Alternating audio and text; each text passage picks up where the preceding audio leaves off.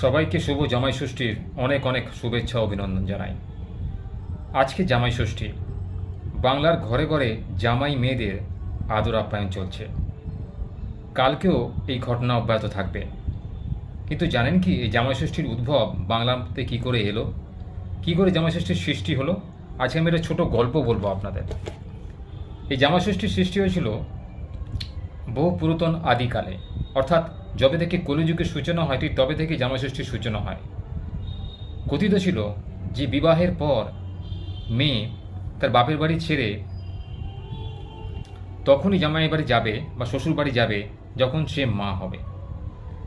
এই মা হওয়ার জন্য তাকে দীর্ঘদিন ধরে বাপের বাড়িতে থাকতে হতো, যাতে সে মা হওয়ার পরই শ্বশুর বাড়ি যাওয়ার সুযোগ পায় বা যেতে পারে। তো সেই সুযোগে জামাইও কর্মে ব্যস্ত থাকতো, খুব অল্পই আসতো শ্বশুর বাড়িতে। ফলে জামাইয়ের সঙ্গে শাশুড়ির বা শ্বশুরের কিংবা মেয়ের সেরকম দেখা সাক্ষাৎ হতো না। ফলে কি হতো, একটা মনমরা ভাব, একটা অজানা চিন্তা লেগেই থাকতো যে আদৌ আমার জামাই মেয়েকে আবার নিয়ে যাবে তো, আদৌ আমার মেয়ে গিয়ে সংসার করতে পারবে তো, বা জামাই আমার মেয়েকে ছেড়ে দিয়ে অন্য কারোর সঙ্গে বিবাহ করবে না তো। এই নানা রকম চিন্তা, উদ্ভট চিন্তা মাথাতে উদয় হতো।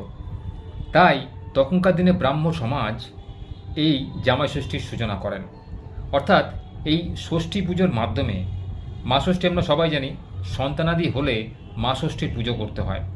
মা ষষ্ঠী হচ্ছে সন্তানাদির বাহন। অর্থাৎ ষষ্ঠী পুজো করলে, যেমন বিড়ালকে বলা হয় ষষ্ঠী পুজোর মা ষষ্ঠীর বাহন, তাই বিড়ালকে কখনো মারতে নেই, বা এই মা ষষ্ঠীর বাহনকে কখনো মারতে নেই, বা ষষ্ঠী পুজো বাড়িতে করতে হয় কোনো সন্তানাদি হলে।